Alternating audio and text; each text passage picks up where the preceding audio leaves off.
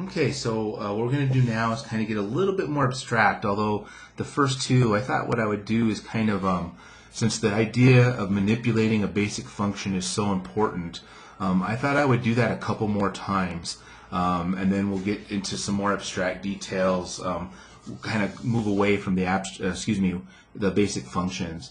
But for here, my basic function is 1 over x, and I'm going to create a new function by manipulating it. How? I'm going to subtract 2 from x, right? So that basically means we're shifting to the right. We're going to multiply it by 3, so that means we're going to vertically stretch it, and then we're going to add 4 to it, which means we're going to shift it down. But putting this into there, this is what it's going to look like. So my new function is I got to take that x, and I got to subtract 2 from it, right? So that is that part there.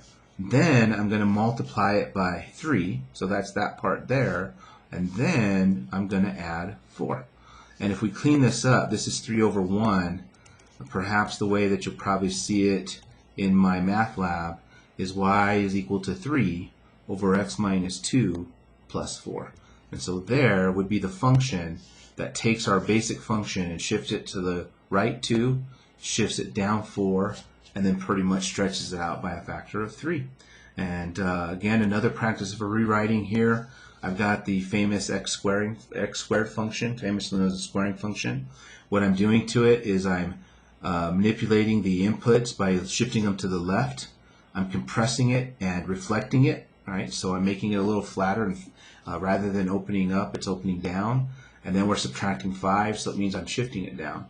So putting this all together, right, to do this part, that's just basically x plus 1 squared. So I've handled the shift to the left. We're multiplying that by negative 1/3, so there you go. And then we're subtracting 5. And so that is how that function would look like. And again, if we graphed it versus x squared, I would see it shift to the left, to the left 1, down 5, reflected down, right? It'd be pointing down, and then it would be a little flatter, right? It'd be vertically compressed by a factor of 1/3. So there's some good rewrites. Hopefully that's a nice summary of some of the stuff we saw for our graphing and our curve fitting. And then we get to the abstract situations, okay? What you'll notice down here is I'm not really giving you a basic function. What I'm giving you is a function listed as a table.